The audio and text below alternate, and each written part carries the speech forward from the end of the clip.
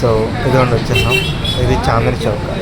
అంటే చాందిని చౌక్ అంటే like proper ఒక ఏరియా అంతా చాందిని చౌక్ స్ట్రీట్ అంతా.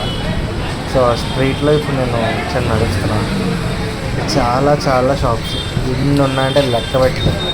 అంతే మనుషులు కూడా. వీళ్ళకి ఎలా బిజినెస్లు అవుతాయో, వీళ్ళకి ఎలా డబ్బులు వస్తాయో ఏమో అర్థం కాదు. అంటే చాలా చిన్న చిన్నది. అది అక్కడ ఏమో అమ్మేస్తున్నారు అంటే కాదు డ్రెస్సులు, అక్కడ ఏమో శారీలు, బయట చిన్న చిన్నవి ఏదైనా అంటే చిన్న స్పేస్ అంటే చాలా ఏదైనా పెట్టేస్తున్నారు.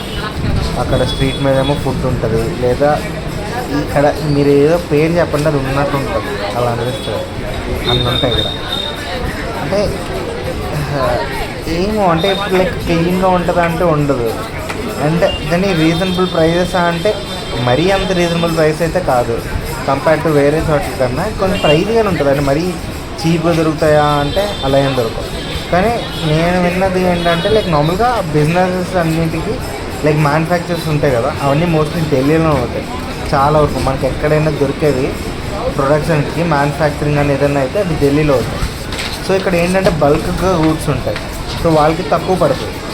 అండ్ మీరు కానీ ఎప్పుడైనా మీ బిజినెస్ క్లోతింగ్కి కానీ ఏదైనా చాలా టైప్స్కి తీసుకోవాలనుకుంటే రా మెటీరియల్స్ ఢిల్లీలోనే చాలా వరకు సప్లయర్స్ అందరూ దొరుకుతారు. మీరు ఢిల్లీ వచ్చి చూస్తే సరిపోతుంది. ఇక్కడే ఉంటాయి చాలా వరకు సప్లయర్స్ అంతా ఏ ప్రోడక్ట్.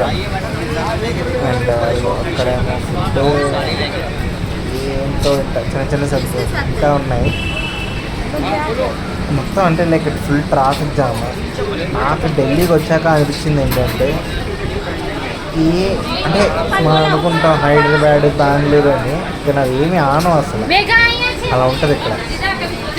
అంటే ఆనవ ఇండస్ట్రీస్ ఎలా అంటే బిజినెస్లు జరిగేవి కానీ, లేదా ట్రాఫిక్ కానీ, మనుషులు కానీ హైదరాబాద్. సో అలా ఉంటుంది ఇక్కడ.